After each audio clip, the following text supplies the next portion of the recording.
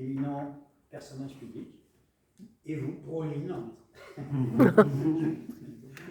au travers de ces 6 livres que je vais appeler quelque part préférés, ces 6 meilleurs amis. Philippe, à toi la main. Tu peux commencer. Eh bien, merci. D'abord, effectivement, j'ai grand plaisir à me retrouver parmi vous et dans ces lieux. Dans cette partie, d'ailleurs, nous ne la connaissions pas encore, puisqu'elle n'était pas refaite quand nous avons fait l'opération à Réissoir, et nous en avions fait une précédente, une vingtaine d'années avant. Ça passe tellement vite. Mais donc, nous sommes venus par 2 fois partager un peu de la vie et de la survie à ce moment-là de ce bâtiment et le mettre au service d'une cause généreuse. Et donc, revenir sur ces pas dans ce genre d'endroit est toujours très très agréable. Et puis, eh bien, c'est aussi partager un peu une passion qui, je pense, doit se retrouver dans le choix des titres et des auteurs que j'avais avancés, puisque quand j'y ai réfléchi après coup, j'ai donné mes titres immédiatement, et après je me suis demandé qu'est-ce qui les reliait les uns aux autres. Et vous allez voir qu'effectivement, il y a un fil conducteur. Alors, le tout premier, ma première découverte, ça se situe l'année de l'Hippocane, c'est-à-dire juste après le bac. J'avais effectivement eu en main et entendu parler de les nourritures terrestres et les nouvelles nourritures terrestres d'André Gide. Ça peut paraître aujourd'hui banal, mais nous étions à l'époque où la France se déchirait sur la possibilité ou non de tirer un film de la religieuse de Diderot. Nous étions à Vatican -2. Et on est là dans un ouvrage qui date de la fin du 19e et du début du 20e siècle, mais qui était encore sous le boisseau. Gide, qui a eu le prix Nobel, a été un peu sacralisé, mais comme un hérétique, quoi. C'est un bûcher qui aurait fait plaisir à beaucoup. Et c'était effectivement cette ouverture de liberté complètement inattendue pour un lycéen de province, fils unique, dans un petit village où il y avait l'électricité, même pas depuis longtemps, et donc on n'était pas au courant, forcément, et pour lequel il y avait toute une série d'éléments nouveaux dans la grande discussion. C'est le début des années où on parle de la pilule, par exemple. Après, les choses iront très très vite. Mais ça a été un démarrage extrêmement lent et extrêmement pénible. Et de ce fait, cet ouvrage, moi, m'a apporté énormément de choses, et j'ai été extrêmement étonné de l'âge qu'il avait, enfin de la date où il était paru, 2 générations avant moi, 2 et demi même, alors qu'il était disponible en j'ai lu, livre de poche, etc., mais encore considéré, il y avait encore l'index, c'est effectivement Vatican II qui l'a supprimé, et donc si on voulait passer pour révolutionnaire, il suffisait de laisser ça sortir de sa poche, même sans l'avoir lu, et souvent sans l'avoir compris. Enfin, s'il n'y avait que les gens qui ont compris les bouquins qui en parlaient, qu'est-ce qu'il y aurait comme silence dans le monde, hein. Et donc, c'est effectivement ce premier ouvrage, cette première ouverture, cette déchirure par rapport à des traditions qu'on comprenait plus ou moins mal encore, et qui vont s'effondrer dans les 20 ans qui vont suivre. Alors, est-ce qu'après on va trop loin, est-ce qu'on rattrape un retard? Je crois que c'est affaire de chacun. Ce qui est en tout cas très frappant, c'est que la loi a suivi, mais finalement là, elle a peut-être créé l'habitude et l'attitude, alors qu'à l'époque de Gide, la loi n'est que répressive. On se souvient de Joyce, d'un certain nombre de gens qui ont été poursuivis, condamnés, qui parfois sont morts en prison pour des faits, dans leur cas d'homosexualité, que ce soit au masculin ou au féminin. Donc voilà le premier. Après, il y a le style qui m'avait beaucoup touché, Nathanaël, je t'enseignerai la ferveur, etc., etc. C'était effectivement un coup de clairon. Ça, pour le premier ouvrage. Alors, il y a eu d'autres ouvrages de Gide après, dans lesquels je me suis moins retrouvé, mais dans lesquels, effectivement, on percevait un peu le même message. Le second, il vient immédiatement, oui. Donc, quelque part, tu parlais d'Hippocane que tu as été faire. À Fédère, à Lille. C'était une littérature d'émancipation, peut-être. Tu quittais à la fois chez toi, et ce livre était un hymne à Bon, il y a eu une étape intermédiaire parce que il n'y avait pas de terminal littéraire à Fourmi. Le littéraire, ça ne sert à rien, c'est bien connu. C'était l'avis du proviseur de l'époque, qui évidemment était un produit technique. Et donc j'avais dû passer ma terminale au lycée d'Avesnes. Je suis fils unique. J'étais à 18 km d'Avesnes, mais c'était le bout du monde à l'époque, il n'y avait pas de bus ni rien du tout. Maintenant, il y a des liaisons régulières. Un de mes fils a fait le même parcours, mais en rentrant tous les soirs. Là, j'étais en internat. Ça vous apprend beaucoup sur la vie sexuelle en général, mais beaucoup de choses fausses d'ailleurs, ou qu'on ne situe pas au bon endroit, ce qui à certains moments peut être assez gênant. Et bon, des gens d'origine très très différente, mais la moitié de notre classe, de nos deux classes de philo, comme on appelait les littéraires de l'époque, venaient de Fourmi. Et de ce lycée de Fourmi où il n'y avait pas la dernière année de baccalauréat littéraire. Et donc, on s'est retrouvé là, tout un monde de gens qui nous connaissions d'une manière ou d'une autre, mais avec des gens très différents, des grands gaillards et des petits malins. J'étais plutôt dans ceux-là, je me suis rattrapé depuis, enfin du moins en rondeur, sinon en hauteur. Et ça a été un peu cet aspect-là. J'ajouterais que mes parents tenaient le café du village, que j'avais un avantage sur les autres, c'est qu'à 14 ou 15 ans, savoir qui couche avec qui, vous ne pouvez pas imaginer le pouvoir que ça vous donne. Mais bon, c'était un petit peu vu de l'extérieur. Et là, je me retrouvais devant des choses qui me parlaient à moi, qui m'interpellaient directement. Et puis, on était dans l'état SMIX, etc., mais pas encore tout à fait en liberté. Je me souviens que le proviseur de l'époque, on avait essayé de faire des grèves lycéennes. Parce qu'on n'avait pas le droit de sortir le mercredi après-midi des internes. Or, certains avaient 18 ans et plus. À l'époque, la majorité était à 21 ans. Mais on imagine, en transposant, c'était complètement aberrant. Et je me souviens d'avoir, je vais dire embêté, c'est pas le verbe qui convient, mais il y a prescription. Le proviseur de l'époque, parce qu'on n'avait pas le droit de fumer. Et finalement, il y a eu un mouvement de grève à Aulnois, je ne sais plus pourquoi, au lycée d'Aulnois, lycée plus technique, et qui a rejailli sur Aventurel où j'étais, et où on a annoncé, on est allé déposer un avis de grève. On ne savait pas trop ce que c'était, ça fait rien, mais si tous ceux qui font grève savaient de quoi ils parlent, le monde serait déjà très différent. Et donc, je suis allé voir avec 4 ou 5, et le proviseur qui m'avait repéré, je ne sais pas pourquoi, je suis timide, je me soigne de mon mieux, mais bref, il me connaissait. Et ça a duré un mois. Régulièrement, on relançait des pétitions, etc. On avait un métier de la presse qui était venu nous interviewer. Alors ça, le directeur n'avait pas du tout aidé. Il a dit, je n'ai pas du tout apprécié. Je dis, ben, confidence pour confidence, c'était pas prévu pour ça non plus. Et peu de temps après, il a cédé. Et il est venu me voir, il m'a dit, vous avez gagné, vous aurez le droit de fumer. Je lui ai dit, moi je m'en fous, je ne suis pas fumeur. Ça l'a foutu comme devant le fric, il m'en a tout de suite dit, mais alors pourquoi? Je dis, ben, pour les autres, c'est pas normal. On le fait dans d'autres lycées, pourquoi pas ici? Et c'est un petit peu ça, cette rupture, on était encore vraiment dans un monde extrêmement clos, mais 68 a fait exploser tout ça.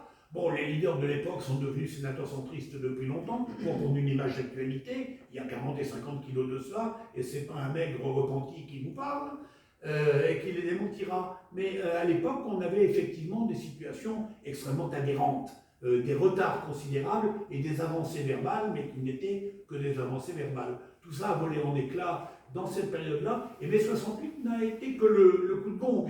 Mais il y avait déjà des mouvements avant. Les premiers mouvements lycéens datent de ces époques-là.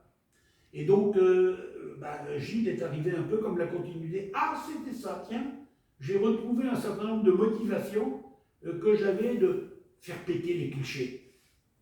Faire gueuler le bourgeois à tous les gamins de 17-18 ans rêvent de ça. Dire que leur père est un con. C'est normal, je sais, je suis père moi-même. Hein, et grand-père même. Et donc, ça faisait un peu partie de ça. C'était notre audace, elle n'est pas au-delà.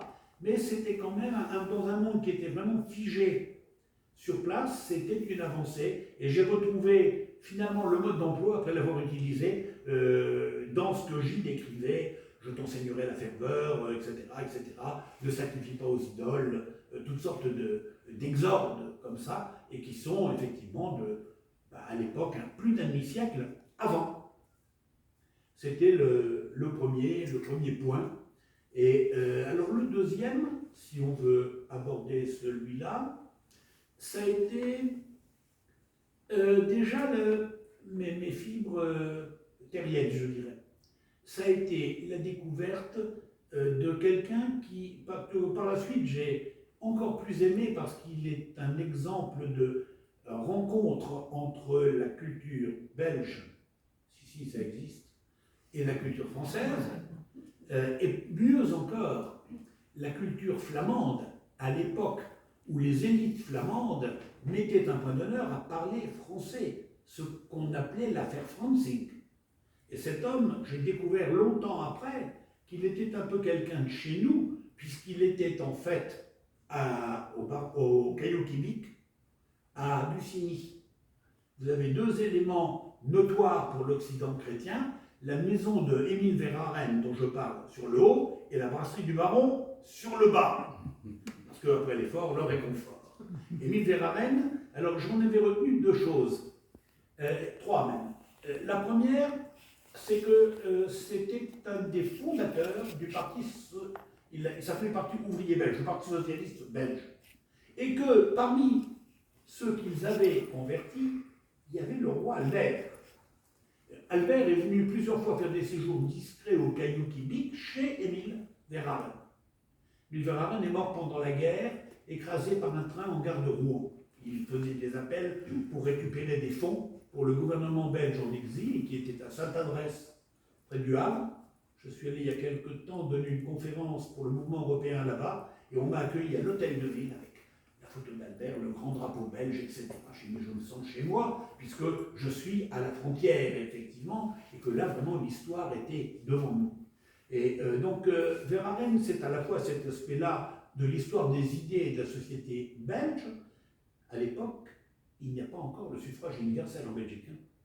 C'est le roi Albert qui va l'annoncer quand il libère le pays, et que remontant à cheval de Gand jusqu'à la colonne du Congrès à Bruxelles, quand il descend de cheval, il l'annonce devant tout le monde. Et personne n'ose rien dire. Gouvernement homogène, social-chrétien à l'époque. Donc, progressiste quand il se brûle, quoi. Mais il avait l'art de choquer et de faire passer les choses. Et donc, l'autre élément, c'est l'évolution de la vie, des lieux de vie, et l'essor industriel, en fait. C'est les villes tentaculaires qu'il appelle et qui aspirent et pompent toute l'énergie, toute la vitalité des campagnes. C'est très net en Belgique, c'est très net chez nous. C'est les mêmes époques, le grand essor du bassin minier, etc., etc. Donc, Verhaeren vit cela comme la mort d'un monde et l'émergence d'un autre. Il ne le condamne pas, mais il constate qu'il y a beaucoup de dégâts au passage.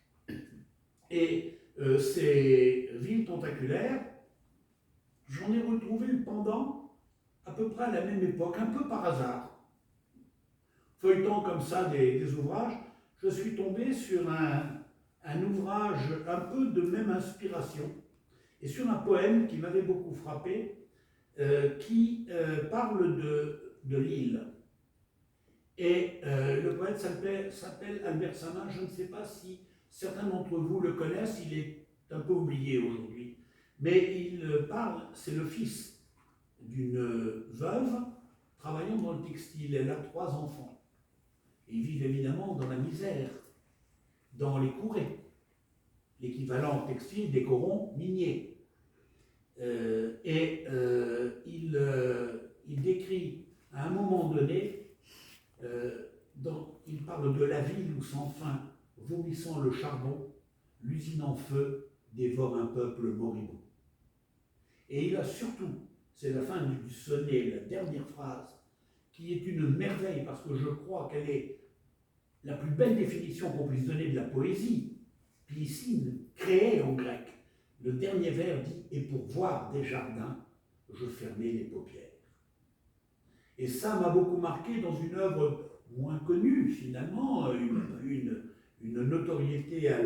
l'image de ce que je pense ce poème lui aurait mérité, mais c'était l'exact équivalent de ce que Verhaeren, qui lui était d'un milieu bourgeois, avait vécu et transcrit, et que l'autre, venant du milieu Roubaix, Tourcoing, Les Courets, etc., avait autour de lui, et qui avait été son quotidien. Ça a été donc la deuxième grande étape. J'ajoute que quand je suis arrivé à Lille comme étudiant, c'était en 67, 1900, je précise quand même, il y avait encore des courets dans l'île. Et l'essentiel de ce qu'il y avait comme courets sur Tourcoing et surtout Roubaix existait encore. Les quartiers de l'Alma, etc., que j'ai découvert, où je suis allé faire des reportages quand j'étais stagiaire à Nord-Éclair, et qui n'ont été rasés qu'il y a, l'œuvre d'André Diligent principalement, qui n'ont été rasés qu'il y a 25 ans, 30 ans, faisant de cette ville qui avait 120 000 habitants une ville qui en a 95 000, mais où les gens vivent alors qu'à l'époque, ils survivaient. C'était l'Alma, tout le secteur de l'Alma, c'était l'Afrique du Nord. C'était les gens qui avaient été amenés pour le textile, et avec les bus qui amenaient les jeunes filles du pays minier pour travailler dans les filatures. J'en avais suivi en montant dans le bus, en interviewant, etc. C'était une vie d'enfer. Les premières années, pour elle, ça allait, j'étais jeune, elle papotait dans le bus, etc. Pour remplacer une, il fallait prendre son tour. Mais après quelques années, avec les charges de famille, etc., ça devenait un drame. D'ailleurs, il suffirait de regarder les bulletins de santé de l'époque et le taux de mortalité, c'est très éloquent. La tuberculose, c'était là, en grande partie. Donc voilà pour ce qui est de ce deuxième. On pourrait mettre dans la même lignée Germinal et Zola. Je ne l'ai pas mis. C'est une petite vengeance personnelle. La première fois qu'on devait faire un réhistoire ici, on logeait l'équipe qui tournait le film de Germinal et nous n'avons pas pu cette année-là. Alors on a trouvé un autre endroit. Je me suis dit, non, c'est quand même un petit peu ralent. Et donc je me suis dit, bon, cela étant, j'ai beaucoup aimé l'adaptation. Le film en question, on le revoit assez régulièrement et c'était tout à fait symptomatique. Comme je parlais des Belges tout à l'heure, l'un des grands moments finalement dans les brassages des idées et des gens, c'est quand on voit une troupe qui arrive de Belgique et on entend évidemment par les accents, etc., et qui vient jouer les jaunes face aux rouges, si je puis dire, qu'on vient pour faire casser les grèves en remplacement de ceux qui se sont croisés les bras. Ça a été du vécu. Et puis les choses après ont évolué, les liens se sont créés d'une autre manière, mais c'était aussi effectivement quelque chose de tout à fait particulier et de dramatique pour les uns et les autres. C'est effectivement les villes tentaculaires par rapport à ces campagnes hallucinées. Les pays miniers étant un peu à la jonction des deux, puisqu'on est souvent en périphérie de ville. Une ville comme Lens, c'est un ouvrière. Hein. Tout s'enfonce régulièrement, tellement il y a de galeries en dessous. Donc voilà pour ce qui est de celui-là. Et puis, eh bien... Juste. Oui. Juste une question, si vous avez des questions, n'hésitez pas à vous lever le main. Vous criez, vous sifflez, tous les moyens sont bons. Sur Verhaeren, souvent on se pose la question quelle est la fonction du poète, et sur Verhaeren, c'est ce témoin, c'est sa partie témoignage social. Oui, résolument. Alors il y a aussi l'amour du terroir. Il est de Gand, exactement de Saint-Amand, avec un S, qui s'écrit comme notre Saint-Amand à nous, mais qui est juste sur le côté de Gand, et il avait émis le vœu, qui a été respecté, d'être enterré sur la berge de l'Escaut à Saint-Amand. Et j'ai eu l'occasion à plusieurs reprises de passer par là et d'aller voir cette tombe le long de l'Escaut, effectivement. Alors, il avait été un temps très contesté au moment des grandes querelles linguistiques, parce qu'un Flamand qui faisait son œuvre en français, il faut s'imaginer le scandale que ça pouvait être pour un certain nombre de leaders dont la querelle linguistique était le fonds de commerce. C'était moins le fait de discuter sur une langue ou une autre que de pouvoir se positionner dans le jeu politique par rapport aux autres formations traditionnelles. Mais donc c'est ça Verhaeren pour moi, et c'est cette espèce de déification de l'Escaut. L'Escaut qui est un fleuve de liaison il naît près de Saint-Quentin, au Quatelier, et il va se jeter dans la mer du Nord, et c'est un fleuve très puissant. Et donc c'est un phénomène d'unification tout à fait naturel, qui s'est un peu perdu quand la frontière nous a séparés les uns des autres au XVIIe siècle, et puis qui renaît après sous l'effet de la vie économique. Mais il aura fallu une parenthèse. Et donc, pour Verhaeren, c'est cela. C'est cette pérennisation de la culture, c'est le culte de la langue, c'est les paysages, une image traditionnelle de la campagne qu'il retrouvait au Caillou Québec, effectivement. Il y a d'ailleurs un musée qui a été ouvert, après il avait fermé, je crois qu'il a rouvert. J'ai eu la chance de le visiter avant la fermeture. C'est donc sur le haut de là où est installé le barreau. Donc vous prenez une chope, puis vous montez, puis vous redescendez pour en prendre une autre. Après l'effort, le réconfort, c'est bien connu. Mais c'est vraiment un lieu marquant et où des gens importants sont passés. De grands leaders comme Huysmans, des grands leaders socialistes internationaux, sont allés là se retrouver à l'invitation du maître des lieux, d'Émile Verhaeren. Et donc, le roi Albert, vous imaginez, si on l'avait su, dans les milieux, entre guillemets, bien pensants de l'époque, qui étaient très conservateurs, ça aurait été un scandale, effectivement. Mais ça a fait avancer les choses. Et Albert, qui a bénéficié d'une popularité que probablement après lui, aucun roi, sauf Baudouin, à son décès surtout d'ailleurs, n'a jamais eu. Parce qu'il était le roi combattant, c'est comme ça qu'on l'appelle, ou le roi chevalier, c'est les deux appellations, et il n'a jamais quitté la Belgique. La Belgique a été presque totalement envahie, sauf que les Belges ont fait ce qu'ils avaient fait Louis XIV, ils ont ouvert les digues. Et donc la mer est entrée dans les terres qui ne sont pas au niveau de la mer, et de l'autre côté, il y a Dixmude, Furnes, quelques localités, sur le territoire. Et le roi est resté là tout le temps, avec la reine. Le gouvernement était à Sainte-Adresse, mais le roi a tenu à rester sur le sol belge. Et il a obtenu le ralliement massif de tous les jeunes qui, par un biais ou un autre, essayaient de passer via les Pays-Bas, qui étaient neutres, mais où on avait installé une frontière, une clôture électrique. Ça a d'ailleurs valu à un personnage d'entrer dans l'histoire pour la première fois. Il avait 17 ans et il avait décidé d'aller rejoindre les troupes. Il a voulu passer en dessous de la clôture, mais il était comme moi, il avait été maigre, mais assez longtemps avant. Et il a déclenché la sonnerie. Donc les Allemands l'ont embarqué, puis il a fini le reste de la guerre en prison. Il s'appelait Paul-Henri Spaak. C'est un des pères de l'Europe. C'est à lui qu'on doit l'idée et l'expression grand marché unique, notamment. Donc, vous voyez, des idées anciennes et qui rebondissent dans l'histoire à travers le temps. C'est effectivement cette illustration-là qu'on garde et que Verhaeren défendait, puisqu'il était, lui, sur le territoire français, et donc il allait et venait pour ameuter, solliciter des fonds, solliciter les Belges à l'étranger pour revenir et aller à Sainte-Adresse. Et il y a une armée, il restait 60 000 soldats belges à la fin de l'offensive disons fin octobre 14, et il y en a 160 000 quand ils contre-attaquent enfin en octobre 18, et ce sont les Belges eux seuls qui vont libérer Gand.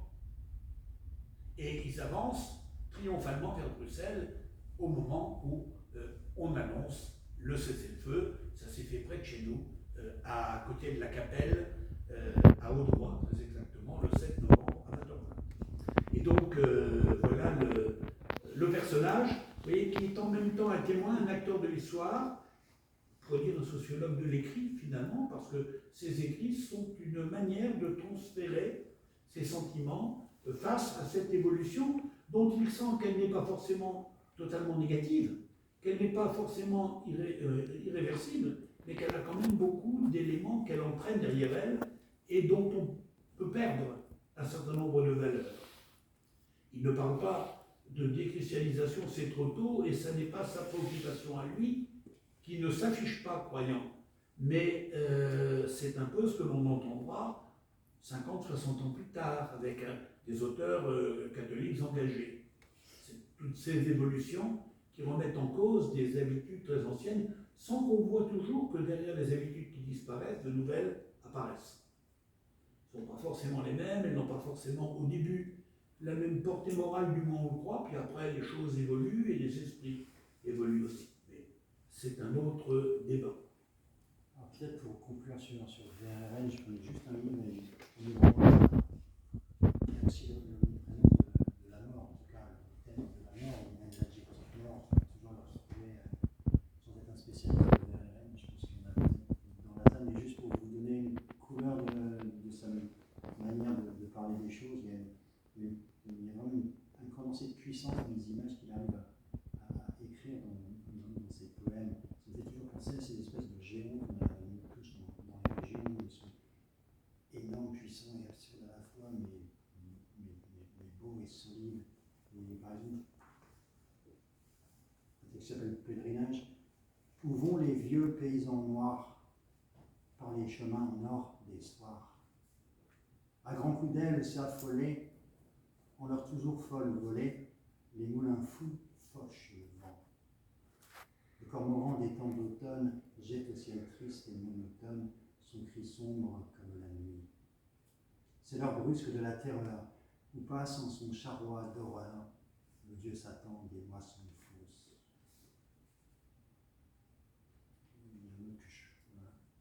Au hasard. Avec ses larges corbillards, ornés de plumes majuscules, par les matins, dans les brouillards, la mort circule. Pareille et noire et opulente, tambour voilé, musique lente, avec ses larges corbillards, flanqués de 4 lampadaires, la mort s'étale et s'exagère. Émile, merci de nous faire rentrer dans ce. Alors on retrouve aussi, d'ailleurs, c'est pas même dans ce poème, les deux éléments qui mettent en parallèle la disparition d'une paysannerie, phénomène qui s'est engagé plus tôt en Belgique, qui est beaucoup plus marqué que chez nous, qui chez nous s'est accéléré depuis une quarantaine, une cinquantaine d'années, dans laquelle il voit les tâcherons de jadis qui sont oubliés et balayés par l'histoire, et en même temps ces villes qui sont tentaculaires par la manière dont elles s'étendent, mais qui sont aussi les porteuses du progrès. Parce que ces idées, c'est là qu'elles s'expriment, c'est pas dans la campagne, pour des raisons sociologiques faciles à comprendre, en Belgique comme en France.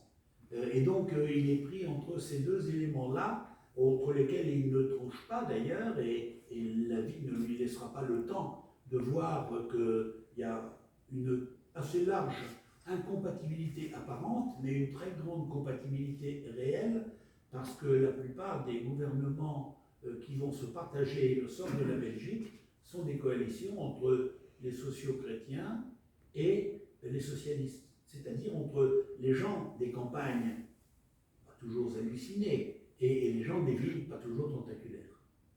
Donc c'est un peu aussi cette synthèse-là que la société belge permet d'exprimer très plus facilement en fonction notamment du système électoral. Alors, tant qu'on est dans l'histoire, celui-là, je ne l'avais pas noté, Jean d'Ormesson, mais je m'aperçois que j'aurais eu tort j'ai eu tort de l'oublier, mais il n'y en avait que 6. Hein. Tu l'avais évoqué rapidement, je me suis dit, si oui. tu l'évoques, c'est que... Mais celui-là, je l'ai apprécié, je ne l'ai pas lu, j'ai suivi, mais religieusement, si tant est que ce mot me convienne, l'adaptation télévisée. Elle date de 77-78. Je me souviens très précisément que le dernier épisode d'Au plaisir de Dieu est passé le 2 janvier 78 à la télé et que j'ai attendu que ce soit fini pour aller prendre une fonction à Luxembourg. Je commençais ma carrière de fonctionnaire européen le lendemain. Et j'ai voulu rester dormir dans ma maison chez moi à Rouen avec le voisin qui commençait à 5 heures et qui est venu tambouriner comme je l'avais demandé, parce que j'étais pas fichu dans un réveil, et que ma femme était à Tourcoing, puisqu'elle était, j'allais dire une fois de plus, c'était la première, elle était enceinte. Et donc, moi je courais vers Luxembourg, ventre à terre, mais pas de la même façon, et j'avais fait étape chez moi, mais en craignant de ne pas pouvoir me réveiller, et c'est le voisin qui est venu frapper, je lui rappelais encore la semaine dernière.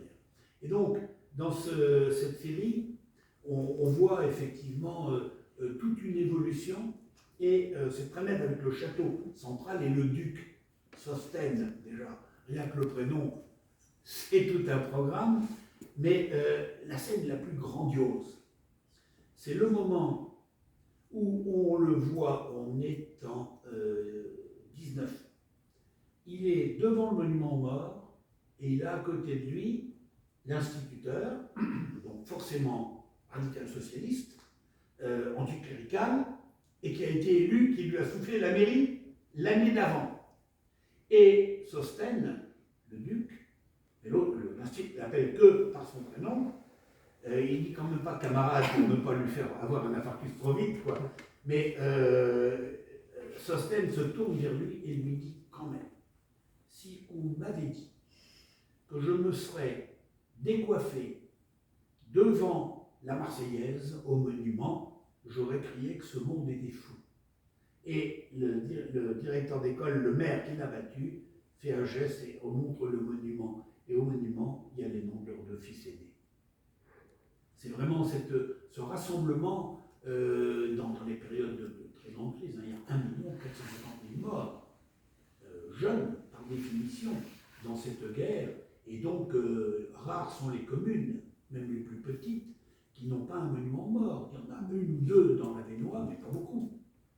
Et donc, au plus profond de la France rurale, on a été saigné à blanc.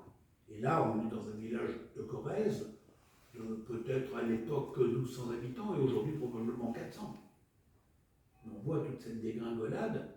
J'ai vécu indirectement un jour où j'étais parti parler à la FDSEA de l'Ariège. C'est l'assemblée annuelle, et donc on demande à quelqu'un de Bruxelles d'aller se faire engueuler. Bon, j'étais le dernier arrivé, donc c'était pour ma poire. Et puis, dans ces cas-là, il suffit de gueuler aussi fort que ça s'apprend. J'ai fait de l'allemand comme première langue, comme première matière, et j'ai enseigné l'allemand, ça aide quand même, hein, le côté guttural des choses. À un moment donné, ils avaient leur rapport financier, les trucs internes, que je pouvais écouter, mais qui étaient moins intéressants. Je me suis esquivé comme quoi à aux toilettes et je suis allé faire le tour de la petite place. La commune faisait 300 habitants, on en faisait 1100 en 14. Et j'avais compté 83 morts sur le monument.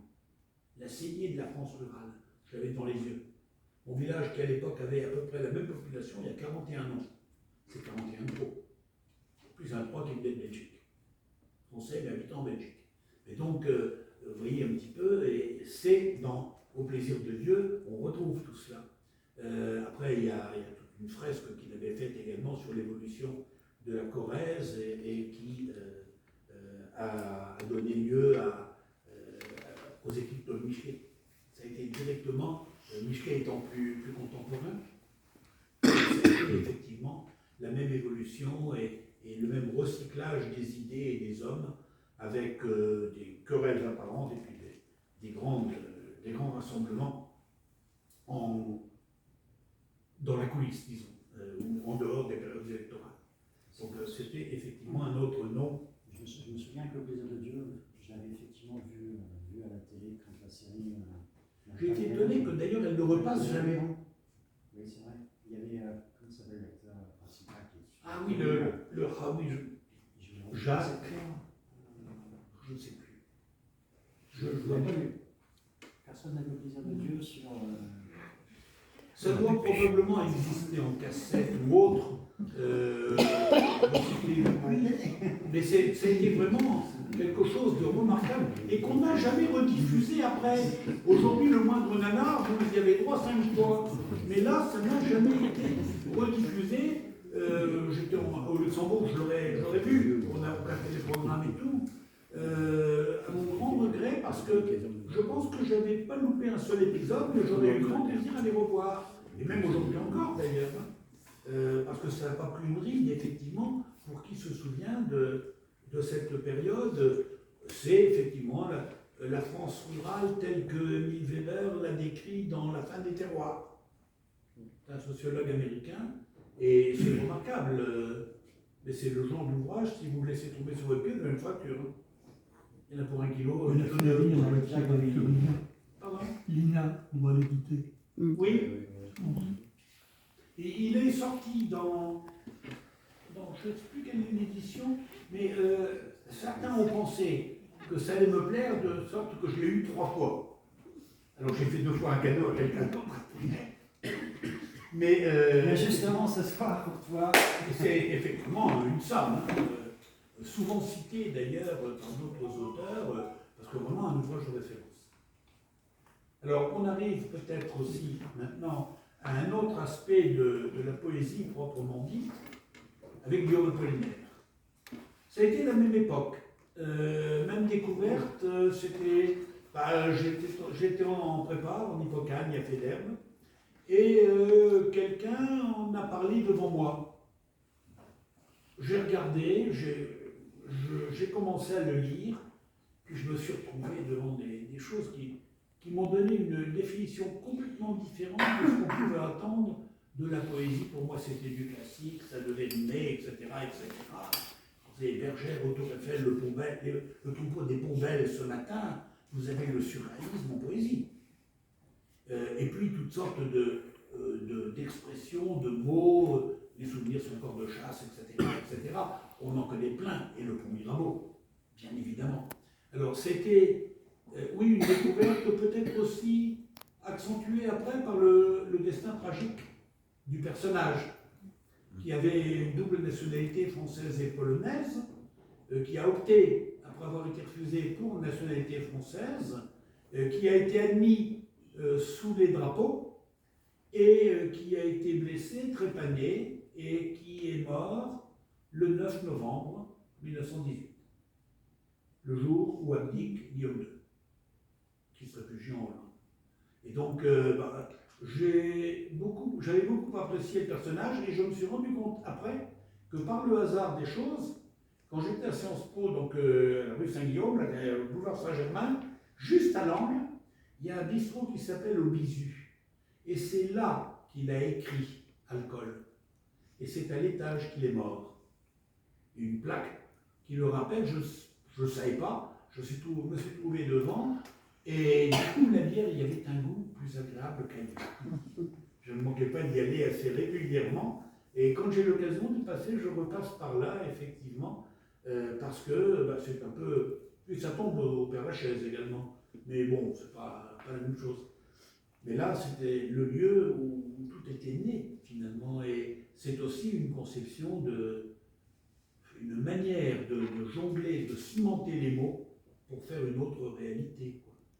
C'est une poésie pure, de musique, d'images, etc.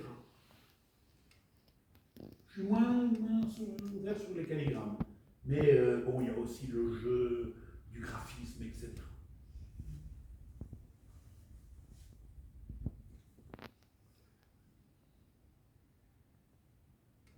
Alors, je ne sais pas si on embraye sur les 2 autres, et puis après on aura peut-être un échange plus général, mais là, c'est un peu l'évolution de la vie qui m'a amené à 2 découvertes.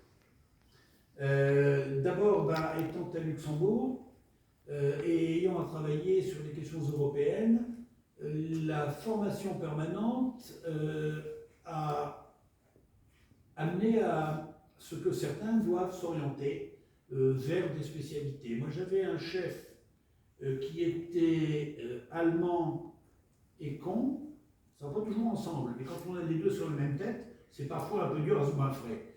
Je voulais apprendre le néerlandais. Comme j'avais une licence d'anglais et une licence d'allemand, ça me semblait cohérent, c'est à la convergence des 2.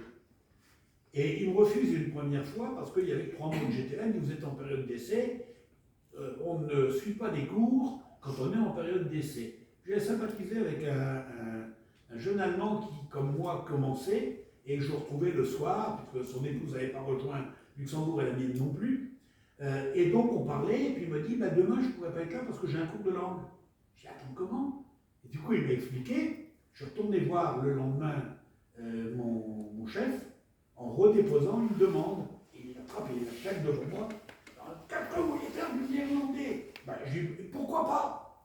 Et ça l'a tellement désarçonné, il me l'a avoué après, qu'il m'a répondu, j'aurais préféré que vous fassiez du grec. On était en 80, la Grèce adhérait au 1er janvier 81, je n'avais jamais fait de grec ancien, je n'avais même pas pensé un seul instant à ça, d'autant moins que le néerlandais c'était dans le temps de loisir, tandis que les cours de grec étaient dans le temps de travail.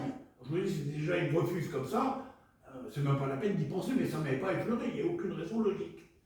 Et quand il m'a dit ça, j'ai dit, oh bah chiche, et pour avoir la paix, il a signé.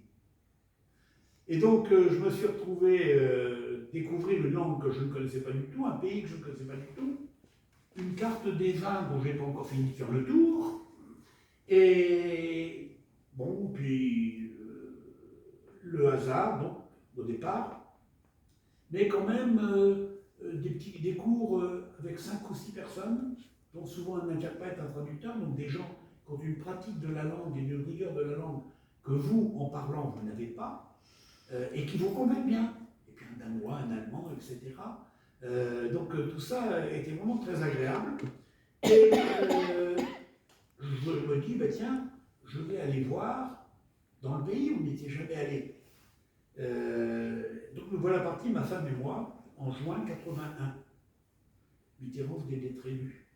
La gauche sortait d'une dictature qui s'est achevée en 1974 et qui amenait à des élections en octobre où probablement la gauche allait gagner ce qui s'est produit. Nous étions en juin, alors tout le monde demandait Mitterrand, etc. Et j'avais 5-6 mots de grec. Et ça a été tout de suite un accueil extraordinaire qui m'a incité à approfondir. Donc j'ai suivi tout l'été, tout le mois d'août 81, un cours intensif à l'université de Salonique. Alors il n'y avait pas l'option carte des vins malheureusement, mais pour la grammaire c'était quand même costaud.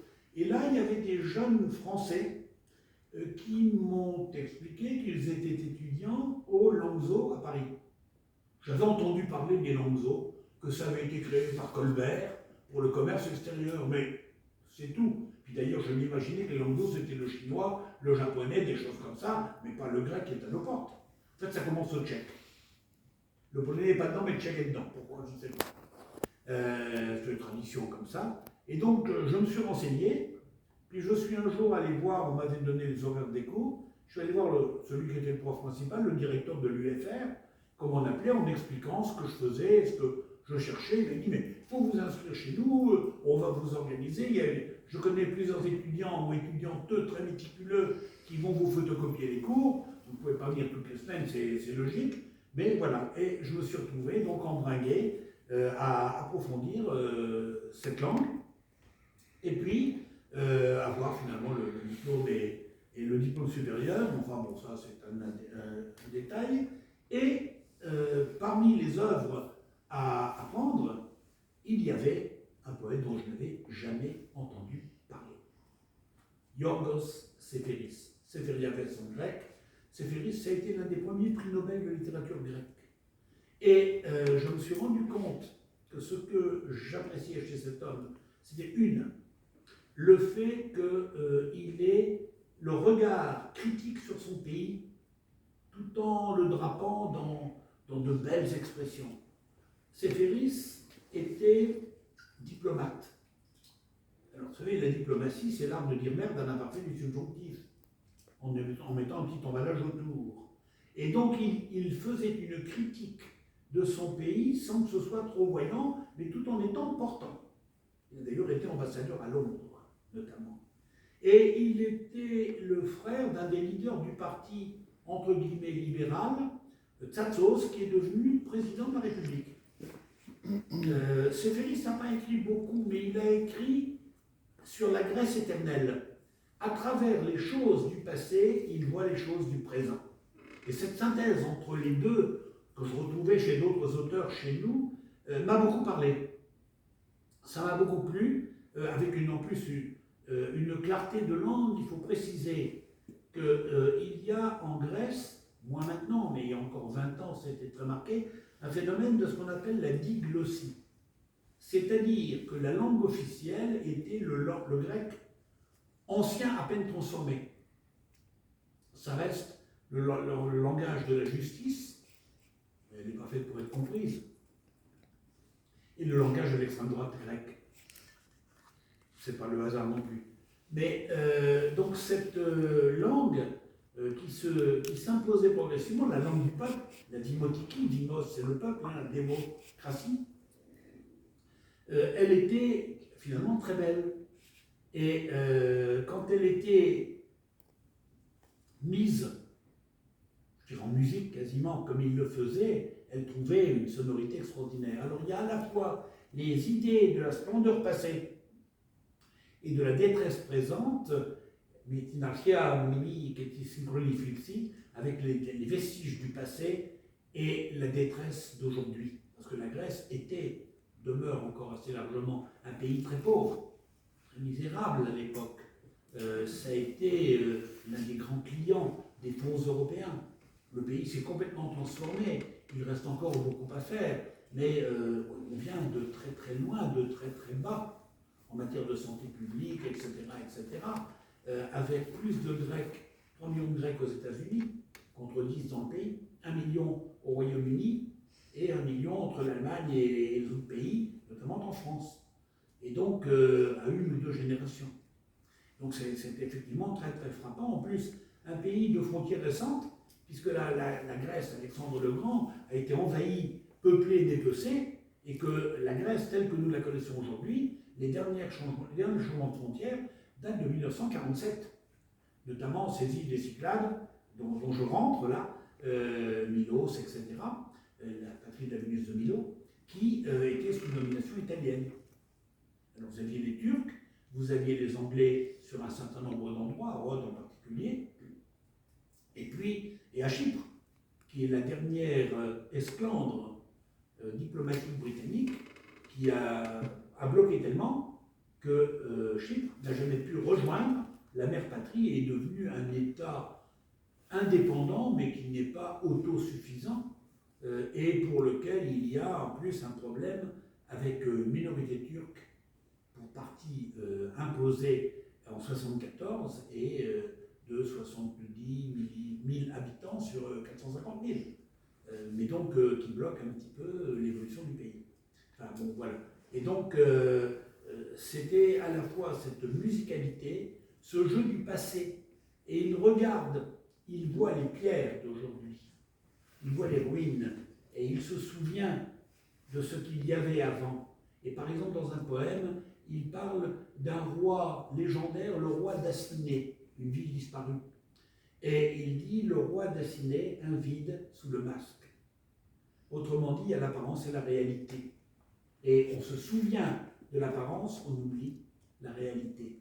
C'est ce double jeu entre la Grèce d'hier et d'aujourd'hui, entre les deux formes de langue, cette musicalité qui vraiment m'enthousiasmait et que j'ai retrouvée avec grand plaisir après chez un autre écrivain dont je parlerai.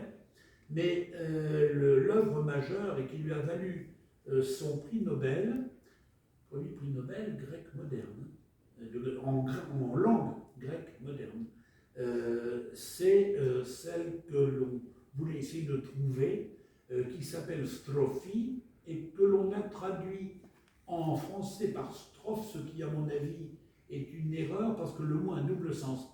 Strophi, c'est aussi un tournant. Et je pense qu'il avait plutôt l'idée du tournant, de l'évolution, que l'idée des vers. Mais le jeu de mots était certainement volontaire. Et traduire cela n'est pas facile, il faut faire un choix. Mais donc, c'est cet homme-là qui, finalement, est mort au moment de la dictature des colonels, mais a été enterré dans un grand transfert de population au cimetière qui est près du stade olympique d'Athènes. J'y suis allé 2 ou 3 fois, et il y a toujours des fleurs sur sa tombe. Il est mort maintenant 40 ans, hein. Mais donc ça reste effectivement un des grands noms de la littérature grecque moderne. Et transition, oui, Donc tu lisais cet auteur en grec dans le texte. C'était au programme, effectivement, du grec moderne, l'une de ces UV qu'il fallait avoir pour obtenir le diplôme, comme on dirait de la licence. On a ça dans toutes les langues, c'est plus ou moins la même chose. On avait des œuvres de Brecht ou autres dans les sens allemands, de tel ou tel Joyce, par exemple, dans les sens anglais.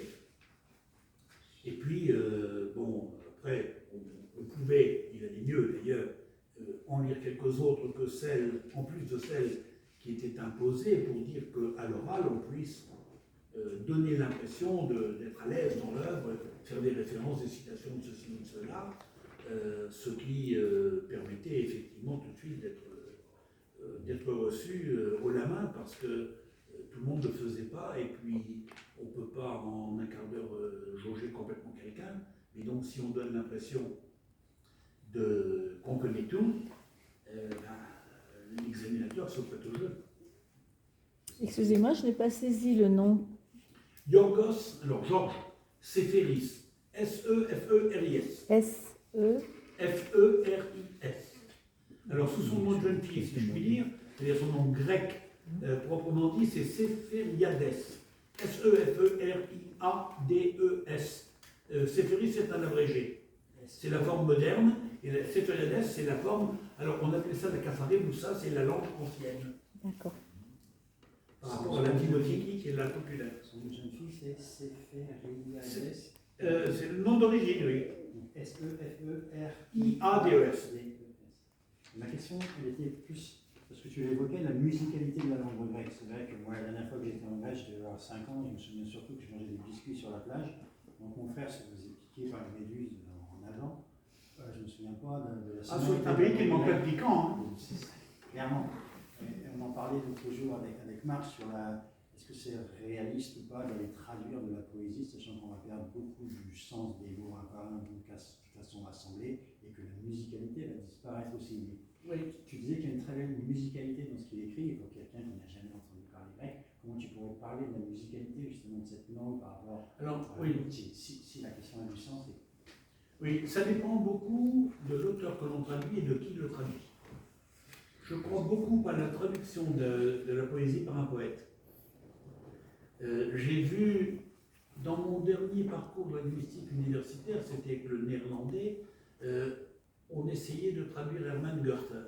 Bon, je ne venais pas souvent en cours, puisqu'il y avait la téléenseignement, et j'essayais de venir une fois toutes les 6 semaines. Comme de Bruxelles, ça se fait assez facilement, et sur une demi-journée, de temps en temps, il fallait une journée de congé pour ça. C'était pas très très évident. J'avais par chance, ma belle-mère habitait Tourcoing.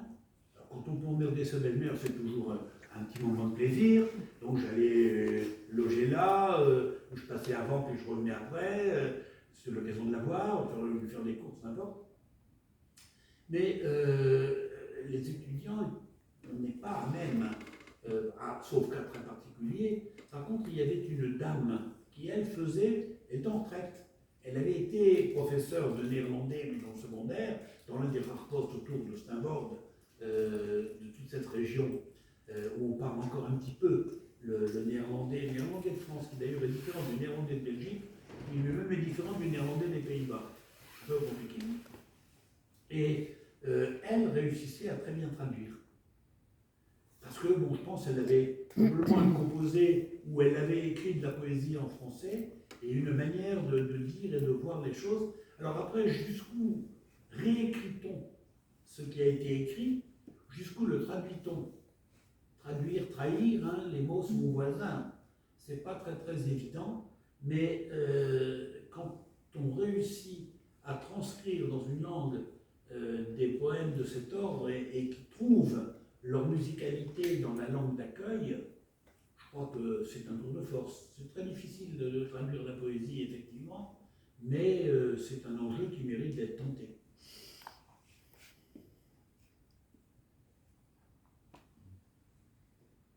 Sinon, ces vacances en Grèce, ça s'est bien passé.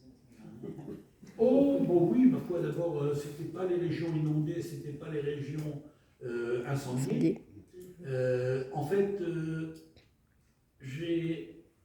j'étais allé à Santorin il y a une trentaine d'années avec mon épouse, et nous deux d'ailleurs à l'époque. c'est-à-dire il y a 9 enfants de cela, donc ça remonte. Et à l'époque, je voulais aller vers Milos, mais il y avait eu une violente tempête et le bateau ne pouvait pas accoster. Donc on s'est retrouvé à Syros, qui est le grand port commercial qu'on appelle aussi Hermopolis, au centre des Cyclades. Les Cyclades, c'est un cercle, c'est pour ça qu'on l'appelle comme ça. Et de là, on est remonté vers Tinos et Andros, qui sont beaucoup moins connus, mais qui sont des îles très verdoyantes et très belles. Bon, c'était en avril-mai.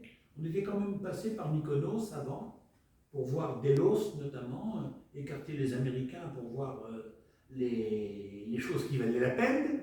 Et puis après, on est arrivé sur Athènes, quoi. Et donc, je n'avais pas pu aller vers Milos notamment. Et l'année dernière, j'ai voulu profiter, maintenant que je suis en retraite, du moins c'est ce qu'on me dit, c'est pas ce qu'on mon agenda m'apprend, mais bon, pour aller passer une dizaine de jours. Et puis, problème de santé de mon épouse, finalement, j'ai dû partir tout seul. Et j'avais fait la moitié des îles, Paros, la ville du marbre. J'ai un ancien collaborateur et ami qui est adjoint au maire. Donc j'avais dit, je dirais un jour, à l'occasion, prépare les bouteilles, j'arrive avec mon tire-bouchon. Et on s'est retrouvé effectivement avec les ustensiles nécessaires à la convivialité. Puis on a passé 2-3 jours à aller se balader un peu partout. Mais comme les Grecs sont un peu envahissants, je ne lui ai dit que j'étais arrivé que 3 jours après être là. Comme ça, pendant 3 jours, j'ai fait ce que je voulais. Après, on a fait les bistrots. Mais c'est aussi comme ça qu'on fait le monde, hein, après tout. Et on apprend quand même les expressions de la vie utile. Bon, pour l'anecdote, quand même, il y en a une qui est très belle. Quand les Français disent d'aller se faire voir chez les Grecs disent d'aller voir au port si les barques sont secouées. Pourquoi? Parce que si les barques sont secouées, on est coupé du monde. Et ça traduit à la fois l'importance, il y a 3000 îles en Grèce, du bateau. Céphéris parle di picra tumemeniu, l'amertume du port quand les bateaux s'en sont allés. Parce que le bateau, c'est comme la gare chez nous, c'était toute la vie, ou la diligence encore avant. Et une fois que la diligence est partie, on est coupé du monde. Et donc c'était le lien. Mais là, le lien est encore plus effectif, parce que la diligence, on pouvait encore aller à pied, même si c'était loin. Tandis que là, vous êtes sur des îles perdues. Alors en termes de santé, etc., etc. L'île où il y a 850 habitants, j'ai fait la photo, il y a un bloc scolaire que j'ai vu. Et c'est école primaire, collège, lycée. Parce qu'il doit y avoir probablement, tout compris, 110 élèves. Vous imaginez les performances pédagogiques que ça doit être d'avoir, alors il y a probablement 4 ou 5 ou 6 profs pour les différents niveaux, mais il y en a un qui doit faire probablement première langue, deuxième langue, cuisine, éducation physique, et puis s'il reste encore 2 heures, je ne sais pas, fonction civique peut-être, c'est tout, et avec les différents niveaux d'âge. C'est toute une jonction, c'est faisable, on s'y adapte. La pédagogie, c'est ça. Tiens, c'est un mot grec. Et donc, c'est intéressant à relever, mais ça implique des conséquences que nous n'imaginons pas, effectivement. Nous, surtout sur le continent, quoi. Mais là, la vie dans les îles, c'est tout à fait particulier. Alors aujourd'hui, on arrive quand même à limiter un certain nombre de problèmes. D'abord, les portables passent partout, ce qui est déjà quand même un gros progrès.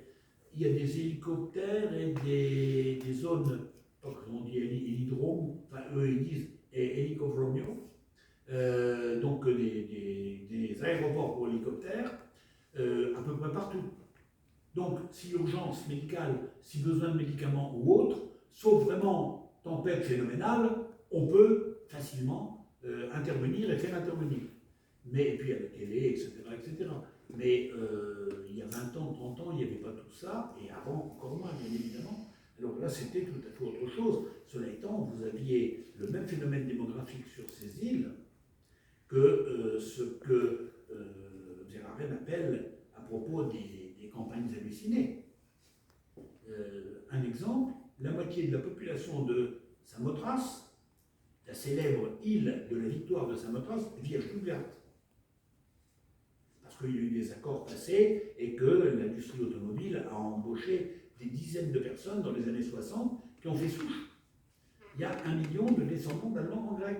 Il y a même un député européen, un eurodéputé allemand grec et un eurodéputé allemand turc. Heureusement, ils ne se croisent pas la buvette, sinon ils se taperaient dessus. Mais ils sont de deux partis différents. Mais c'est très symptomatique. Et du coup, la rue principale dans Stuttgart s'appelle. Pardon? Et la rue principale dans Stuttgart s'appelle la Samosstraße. Ah ben c'est possible, oui, pour cette raison-là, oui. Mais oui, parce que Samos est une des îles les plus, elle n'est pas célèbre que par son muscat, les plus importantes du nord, enfin du nord-est, et il y a effectivement eu des accords complets pour faire passer des dizaines de ressortissants, et les familles ont suivi. Ajoutons que les liens sont anciens, puisque la monarchie grecque qui a été déposée en 1974 était, celle-là était danoise, mais la première monarchie était allemande, bavaroise, les Wittelsbach. Et eux ont été déposés en 1886, mais remplacés par une autre famille royale. C'est d'ailleurs, ça se traduit dans la langue de tous ces éléments-là. La langue juridique, c'est les mots allemands. La langue culinaire, c'est l'italien. La langue du sexe, c'est le français. Chacun sa spécialité. Voilà donc pour ce qui est de C'est un auteur dont je ne peux pas vous montrer le travail, puisque j'avais demandé à Philippe de me ramener de Grèce un exemplaire du travail de cet auteur. Et Philippe m'a dit tout à l'heure, désespéré, qu'il n'y avait plus de librairie en Grèce. Et sur les îles, surtout, c'est très petit, donc il n'y a pas de librairie. À l'heure où je suis passé au Pirée, il est 11 h minuit, parce qu'il y a eu une tempête, on devait arriver à 7 h le soir, à minuit, et j'avais l'hôtel à portée de main, et à 5 h du matin, il fallait repartir pour l'aéroport. Donc ça ne laissait pas beaucoup de temps. Et à l'aéroport, j'ai regardé, mais c'est pas l'endroit où on vend ce genre d'ouvrage, effectivement. Mais il a été, oui, traduit. D'ailleurs, il avait été traduit par quelqu'un qui nous a donné des cours, Mario Vitti, qui est peut-être décédé maintenant, et qui était un Italien, comme son nom le supposait, qui était prof à l'université de Bologne et qui était détaché pour une année à Paris pour justement parler de cet héros. Il venait d'achever un ouvrage sur le personnage qu'il avait bien connu et qui était déjà décédé à ce moment-là.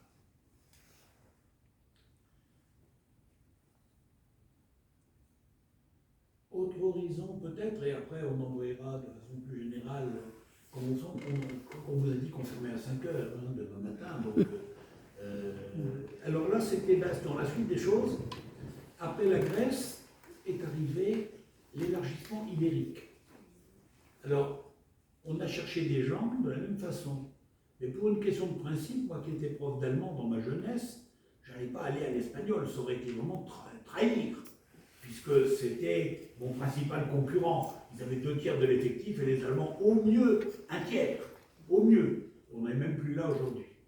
Et donc, je me suis retrouvé avec la possibilité de faire la même chose sur le portugais. Et on est parti comme ça, de la même manière. Alors, pareil, des cours là-bas, et puis c'est un petit pays, c'est une langue assez différente de la nôtre, mais qui retrouve beaucoup d'éléments avec, paraît-il, le provençal, que je ne connais pas, bien sûr, mais pour quelqu'un qui a fait du latin, et ça m'était arrivé pendant 7 années, je n'avais pourtant rien fait de mal au départ, mais là, ça m'a bien servi. C'était effectivement une langue assez facile d'accès. Une fois la grammaire abordée, parce que dans chaque grammaire, il y a des complications. Le grec, par exemple, fait le distinguo entre le verbe état et le verbe action. Si c'est un état permanent, c'est une forme. Si c'est un état ponctuel, c'est une autre. Il y a en portugais un subjonctif futur, qui pour nous n'est pas évident du tout. Et puis il y a d'autres formules, d'autres constructions de phrases. Chaque langue a ses spécialités, a ses traquenards. Et a aussi sa souplesse. Et donc je me suis retrouvé partant sur cette langue que je ne connaissais pas, et pareil, aller suivre des cours là-bas, apprendre la carte des Indes, pas mal non plus, et puis me rendre compte que le portugais, c'est 380 millions de personnes dans le monde. Le Brésil, c'est 210 millions. Le Portugal, ça n'est que 10. Vous avez Angola, Mozambique, Cap-Vert, Guinée-Bissau, vous avez encore Macao, un certain endroit, Timor. Bref, sur l'ensemble de la planète, vous avez l'une des 7 ou 8 principales langues. Et avec en plus une richesse de littérature très grande. Et là, le hasard des programmes de l'université, c'était Paris 4 Sorbonne Nouvelle, avait mis un auteur dont je n'avais jamais entendu parler, José Saramago. Et l'ouvrage s'appelait Memorial do Convento. Il a été bizarrement traduit Le diable boiteux en français. Mais mot pour mot, c'est le mémorial du couvent. Et alors Saramago joue exactement comme Séphéris avec l'histoire, mais lui avec un humour décapant au lance-flamme. Il se revendique communiste orthodoxe. Il est mort il y a quelques années, il a été candidat du PCP, le Parti communiste portugais, sur les listes européennes, mais 10 ou 11e, pas pour être élu, mais pour témoigner. Mais ça montre son engagement. Évidemment, il était en exil au moment de la dictature, etc., etc.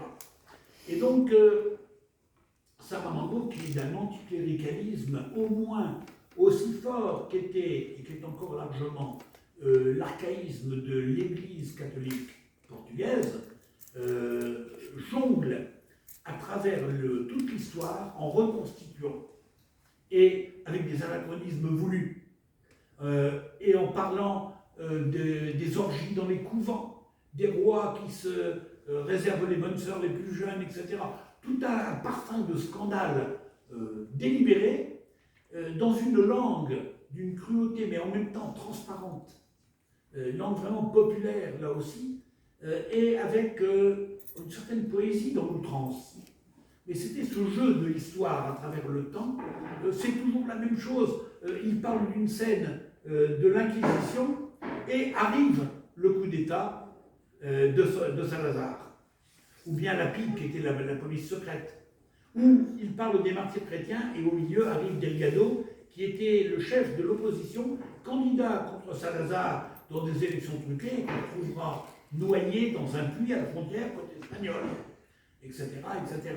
Et donc il jongle sur tout ça pour montrer que l'histoire n'est qu'un éternel recommencement, que la seule solution c'est la révolution. On en pense ce que l'on veut, surtout quand on a vu où ça s'était ailleurs et comment, et à quoi ça a mené, mais c'est dit d'une manière et avec un courage tel à l'époque, il revenait régulièrement en clandestin dans le pays, que ça lui a valu une popularité énorme. Et ça lui a valu le prix Nobel, lui aussi.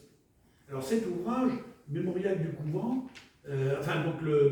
qui s'appelle Le diable boiteux, apparemment, il a été traduit à l'époque, je me souviens qu'on en avait parlé, mais semble-t-il assez mal. Et en tout cas, il n'a pas été réédité. Saramago n'avait pas à l'époque le prix Nobel. Il l'a eu 2-3 ans avant sa mort, c'est-à-dire il y a une quinzaine d'années, une vingtaine d'années maximum. Ça date de quand? Excusez-moi, ça date de quand ce livre? Ce livre, il doit dater des années 55, Ah oui, à peu près. Je ne suis pas sûr de la date, mais alors en traduction française, je ne sais pas non plus, parce qu'elle est forcément un peu postérieure. Je ne sais plus qui l'avait édité. J'avais vu cet ouvrage, je l'avais eu en main. J'ai toujours le mien, mais bon, c'est une édition bon marché, parce qu'il fallait écrire dedans, etc. Quoi. Et puis on trimballait tous les jours, c'est 400-450 pages, et parfois avec des phrases de 2 pages, délibérément, pour se moquer des édits ou des proclamations des prêtres, de ceci et de cela, singer un peu des travers de l'un pour mieux prêcher ses vérités à lui. Et donc c'est une manière d'évoquer aussi des épisodes de l'histoire que nous ne connaissions pas, moi en tout cas. puisque c'est pas dans nos programmes et que j'avais pas de raison de m'intéresser à ce pays plus que ça.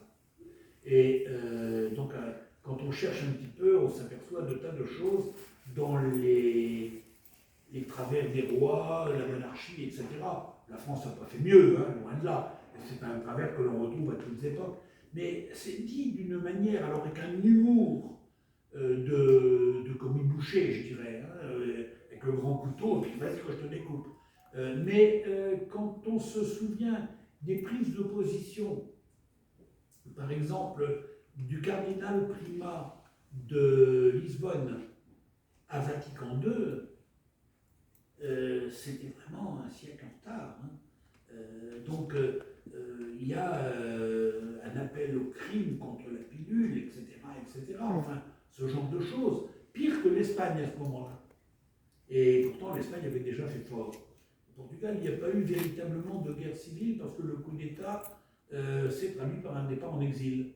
L'Espagne, on sait comment ça a évolué. Hein. Mais donc, c'est toute cette histoire à travers ce roman qui est une manière de faire une anti-histoire en quelque sorte, et puis de jongler sur les mots, les idées, etc., pour mieux percuter et choquer l'opinion. Alors dans un style très, très décapé, hein, le style, disons, du progressiste, comme je disais tout à l'heure pour le grec, l'extrême droite dans la langue classique, et la presse de gauche, et aujourd'hui la presse populaire en général, dans la langue de tous les jours. Là, il y avait exactement le même phénomène. Là, c'est aussi littérature et politique, finalement. Et Saramago était, oui, plusieurs fois candidat aux élections européennes sur les listes du PCP.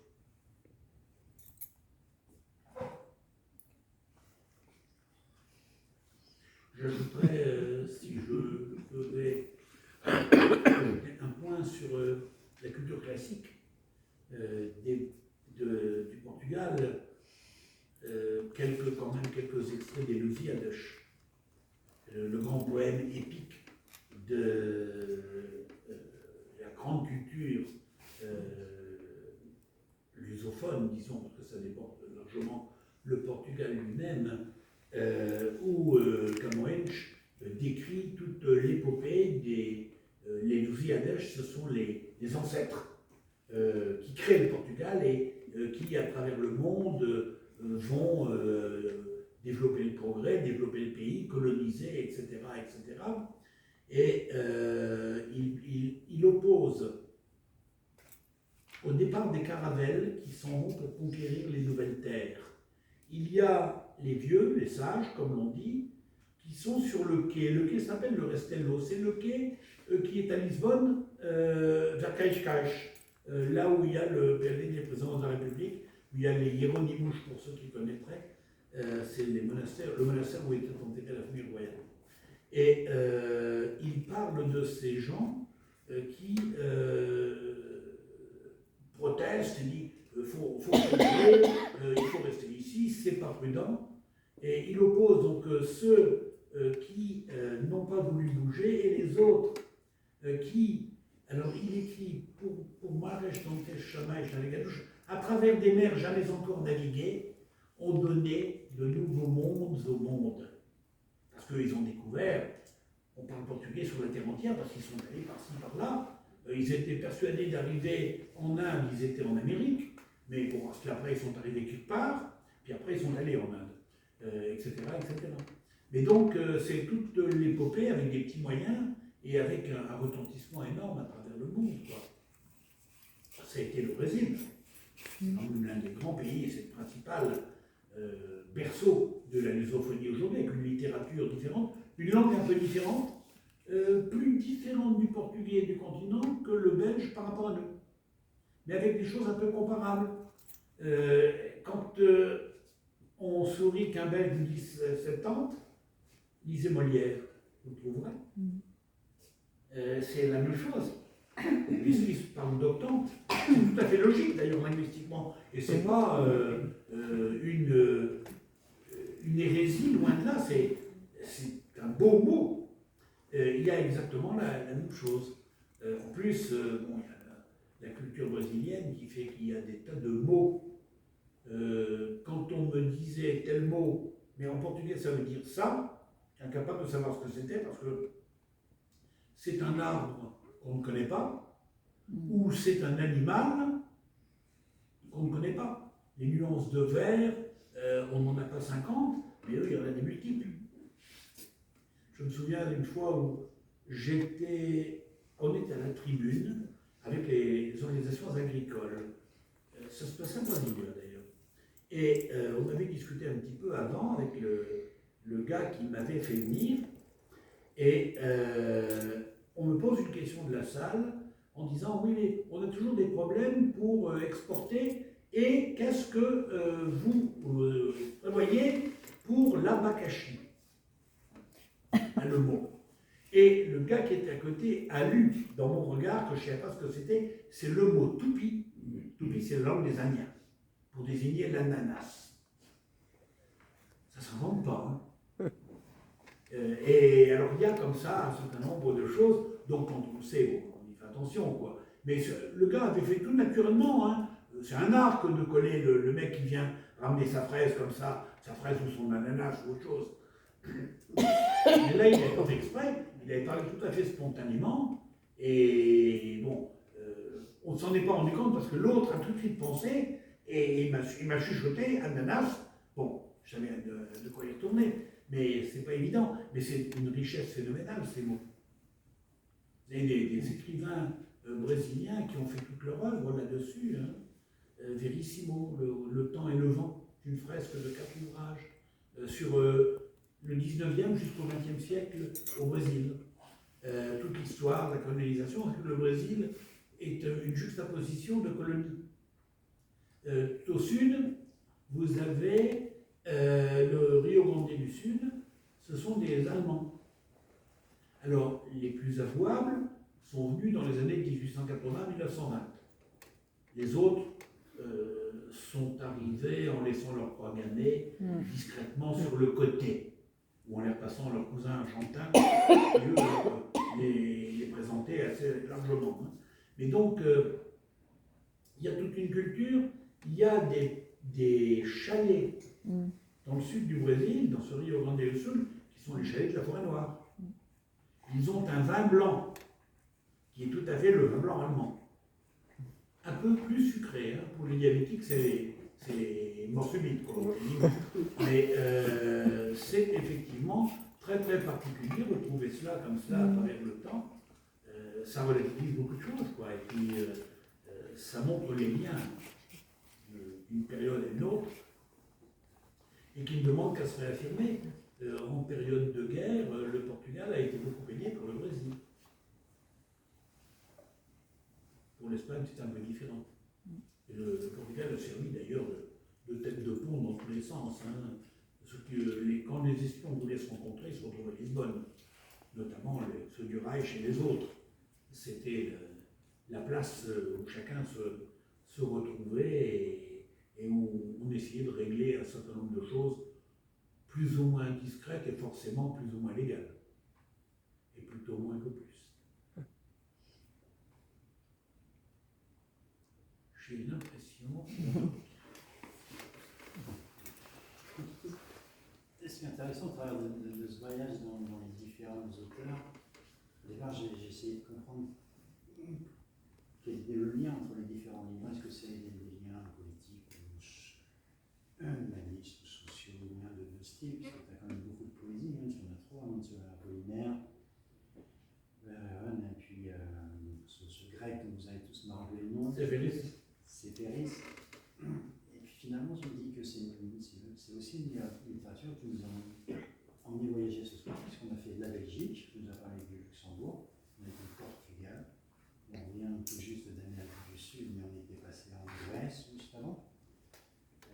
Il n'y a plus que l'Asie à évoquer, puis je pense qu'on aura fait le tour de l'Asie. J'ai un peu oublié ma culture germanophone et anglophone, mais bon, on ne pouvait pas tout traiter. Et puis, l'allemand et l'anglais, c'était un concubinage alimentaire. L'allemand, c'était parce qu'il fallait avoir un diplôme qui, dans le pire des cas, me permettait de manger sans travailler trop, enfin, je veux dire, d'être enseignant. Le propos n'engage que moi. Mais bon, c'était vrai, c'est encore pire aujourd'hui, mais c'était vrai pour les profs d'allemand parce qu'on avait très peu d'élèves en seconde langue. Et donc j'avais des classes de 15, 16. Collègues espagnols, on avait 26. Il n'y a pas rien que la distribution des baffes, ça vous en donnerait la main beaucoup plus longtemps. Les corrections, etc. etc. Quoi, hein. Forcément, tout n'est pas comparable. Mais donc, effectivement, ça avait été la première étape, dans la mesure où il n'était pas question que mes parents puissent financer quoi que ce soit, c'était d'avoir au moins une année, c'était l'année d'Hippocagne, elle s'est terminée par mai 68. Donc, les examens se sont passés, j'avais avec moi, à côté de moi, Madeleine Compagnon, qui est devenue Madeleine Legendre. À l'époque, elle ne le connaissait pas encore, mais elle faisait allemand. Et on s'est retrouvé avec un ami commun. Et puis, bon, notre souci, c'était d'avoir la première année. Moi, si j'avais la première année, je pouvais avoir un poste de surveillant, de pion, comme on disait, à Fourmi. Et les épreuves de première année se sont passées le 8 ou 10 septembre. 3 semaines après, il y avait le rattrapage. Autrement dit, celui qui ne l'avait pas, c'est vraiment qu'il l'ait fait exprès. Moi, j'avais eu quand même avec mention. Et puis l'année d'après, bon, comme c'était beaucoup de travail littéraire, n'être pas sur place n'était pas trop gênant. Et j'avais un copain qui allait au cours régulièrement. J'en ai pas loupé beaucoup, mais quand je ne pouvais pas, pour une raison ou une autre, ben, il me passait ses notes. Et je récupérais. Et puis, s'il y avait l'indication, il faut préparer ça pour la semaine d'après, et que j'arrivais la semaine d'après enfariné parce que je ne le savais pas, ça aurait eu l'air con. Parce que là, il m'indiquait, il y a ça, et hop, j'arrivais. Et comme le prof ne m'avait pas vu, le meilleur truc pour ne pas être embêté, c'est d'être volontaire. J'ai remarqué chaque fois que je prendrais bien ça, je ne bouge pas, parce qu'on me tombe dessus.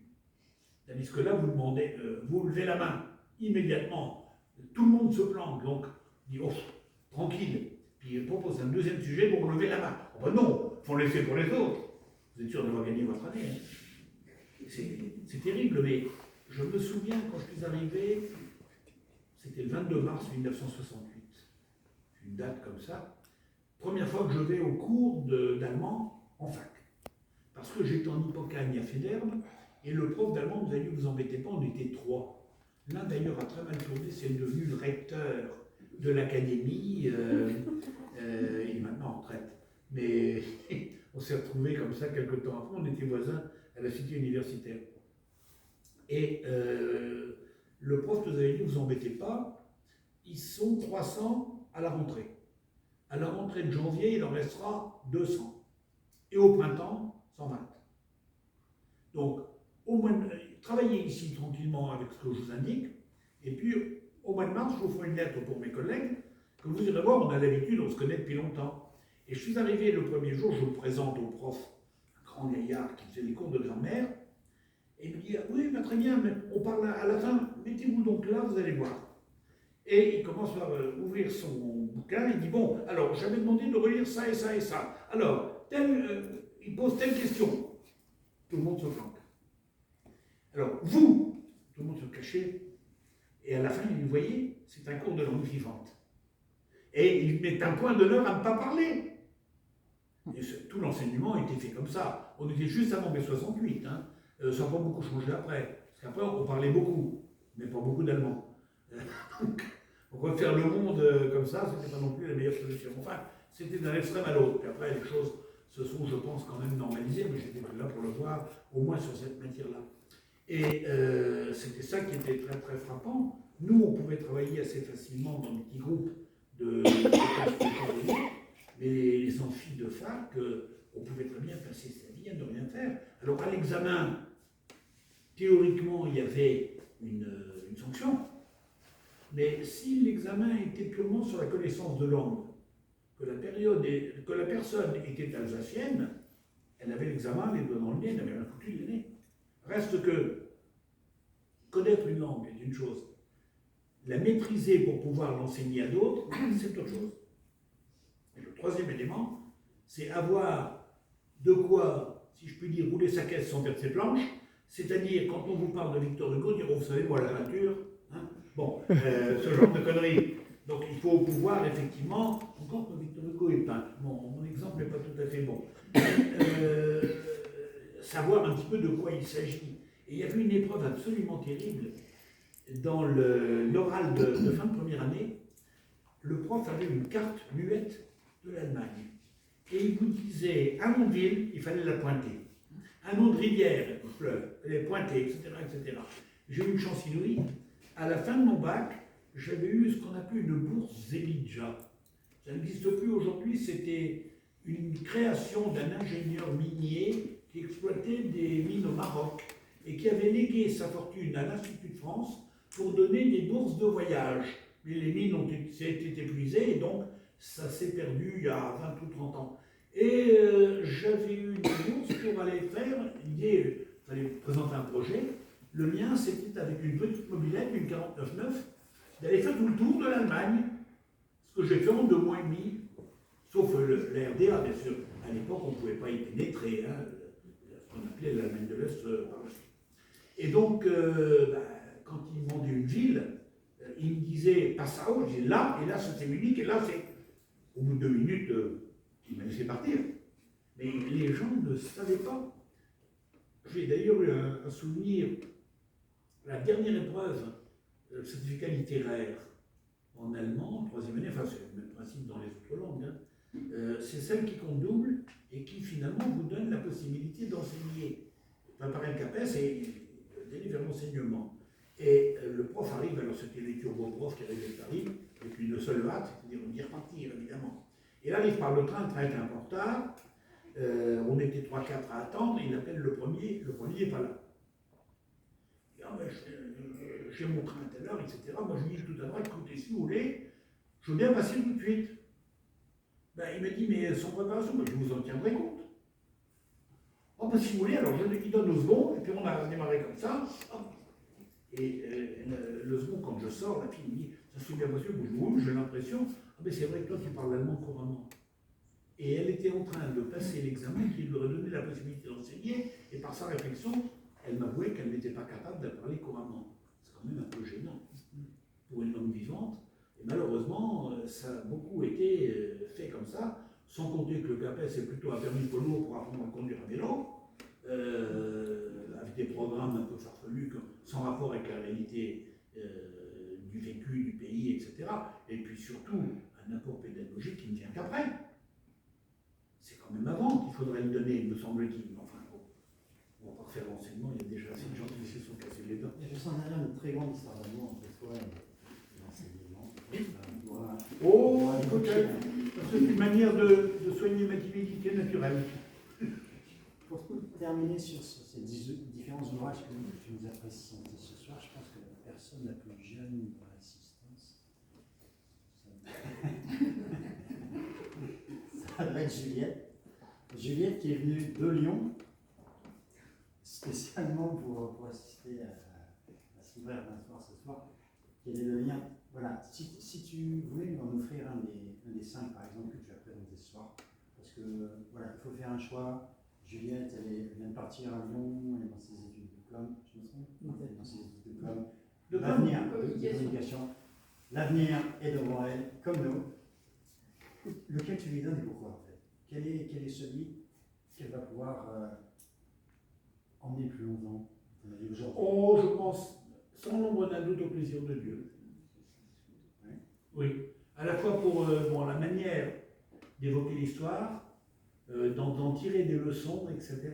Alors c'est vrai pour tous les pays, parce que finalement, je suis en train de réaliser que quand je parle de Saramango, c'est exactement ce que Dormesson fait dans l'histoire de France, que l'autre fait dans l'histoire de son pays. C'est réinterpréter en dehors du dogme officiel, mais en ayant toutes les données pour avoir sa propre lecture de l'histoire, finalement. Et la lecture de l'histoire, c'est une leçon de liberté. Et c'est vrai dans tous les pays. J'ajoute que le style de Jean d'Ormesson était extrêmement plaisant. Et puis bon, c'est d'une richesse. Le détail, cette scène du monument aux morts, mais il y en aurait beaucoup d'autres comme ça. la manière dont la famille s'appauvrit, parce que la noblesse, c'était la terre. Or, la terre vaut de moins en moins, parce que les villes tentaculaires, etc., c'est la bourgeoisie qui arrive au pouvoir économique, et la terre et la vieille aristocratie se perdent. Et en plus, la bourgeoisie est plutôt républicaine. C'est elle qui va, par exemple, imposer l'impôt sur les portes et fenêtres, qui évidemment tape plus les aristos que les prolos. Et donc, les châteaux vont être difficiles à entretenir. Et puis, on a supprimé le droit d'aînesse. Et donc, à chaque génération, il faut partager. Alors, à la moulinette de l'histoire, ils sont triturés génération après génération. Sauf à imaginer les situations de jadis où on faisait un bataillon de filles qu'on envoyait au couvent, mais il y a de moins en moins de couvents, et puis les filles ne l'entendent plus comme ça, et puis les garçons sortent du cadre. Dans la famille du plaisir de Dieu, il y en a un qui est au Parti communiste, qui est le duc de, parce que c'est un des plus jeunes, mais qui est un révolté, et qui est à la CGT, etc., etc. Pour terminer sur Jean d'Ormesson, ça n'a aucun intérêt, mais c'est une remarque qui me traversait l'esprit à l'instant. Vous connaissez tous Julien Doré, le chanteur. Il a un de ses célèbres tatouages, et je crois sur la poitrine, hein, il s'est fait tatouer Jean d'Ormesson.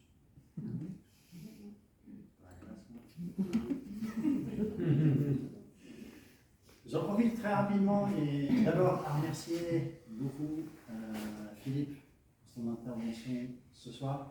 Je vais juste lui passer la main, qui me raconte un petit peu son actualité littéraire. Au niveau de la librairie, nous étions donc avec Philippe ce soir. Ça marche toujours. Ce week-end, on aura Vincent du Philo qui vient en dédicace toute la journée de samedi. Vincent du Philo qui a un nom très célèbre. Puis en fait, j'ai découvert ça, son grand-oncle, c'était Jacques du Philo. À une époque, on avait des acteurs du cinéma français qui avaient Une gueule, le mot, oui. C'était vrai. Et puis la semaine prochaine, c'est l'événement important pour nous ici à la librairie, puisque cet été, nous allons organiser un concours de nouvelles, du 1er juillet au 31 août. Voilà, jeudi soir, c'est la soirée de remise des prix. On n'a pas encore fait la sélection finale.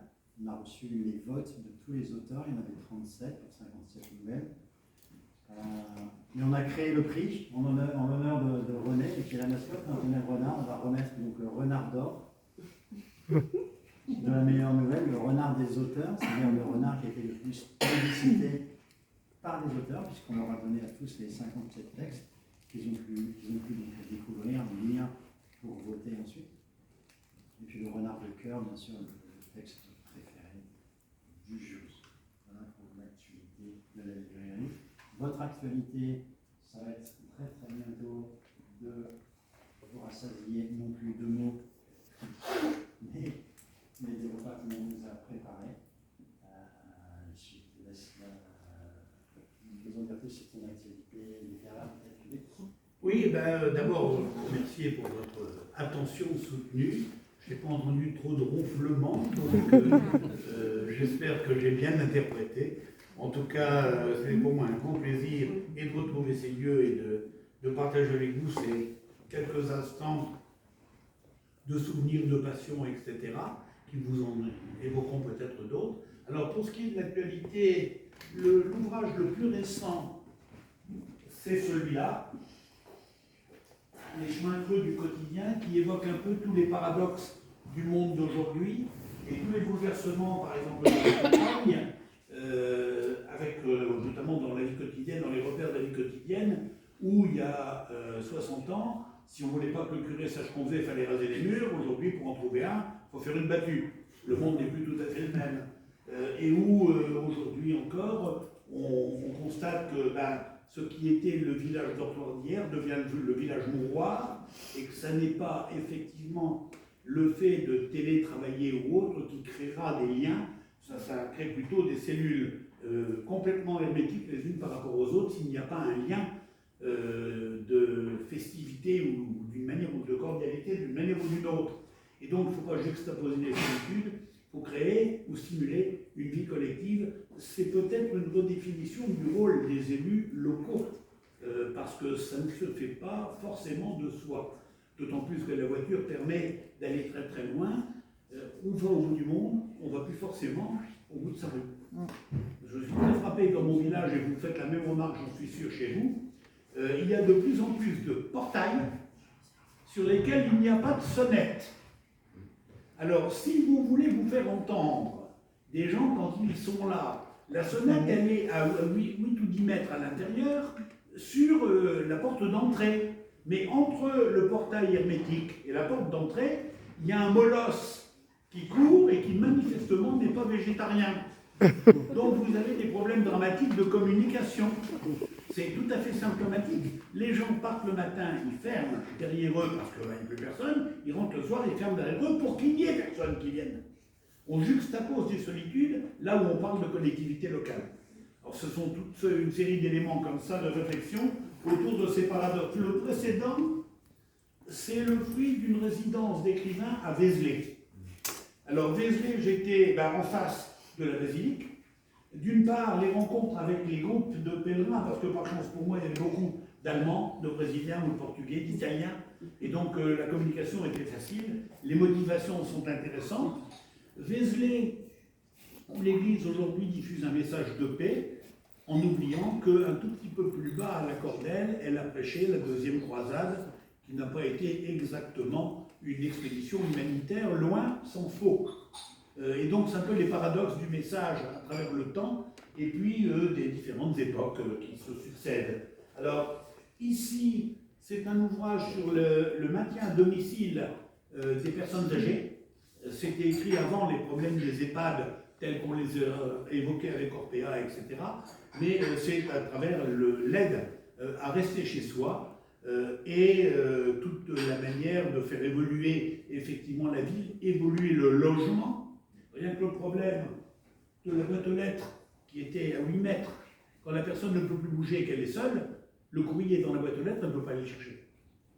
Voilà, c'est tout bête, mais il y a beaucoup de situations comme ça et on pourrait les multiplier. Ici, c'est une série, mais chaque ouvrage peut fonctionner séparément, sur notre région à travers les guerres, 14-18, 39-45, et à travers les bistrots depuis le 15e siècle jusqu'à leur fermeture récemment. Alors, la série vaut 40, chaque ouvrage peut se prendre séparément, et là c'est une série de personnages, de portraits, de coutumes. Alors il y a 50 par ouvrage, et il y a 4 tomes, c'est pas une suite, donc là peut se prendre séparément, ou dans la lecture ou dans l'acquisition, si vous en avez déjà l'un ou l'autre, vous pouvez éventuellement compléter. La série, chaque tome vaut 18, mais la série complète vaut 50. Donc si vous en avez l'occasion, on peut faire des chèques ou bien on échange les coordonnées, vous m'envoyez le chèque après s'il y a un problème de ce point de vue-là. Voilà, j'en ai d'autres exemplaires dans la voiture, s'il en manquait ici, j'irai les chercher entre deux. Mais donc, ils sont à votre disposition, et moi aussi. Merci. Merci à vous.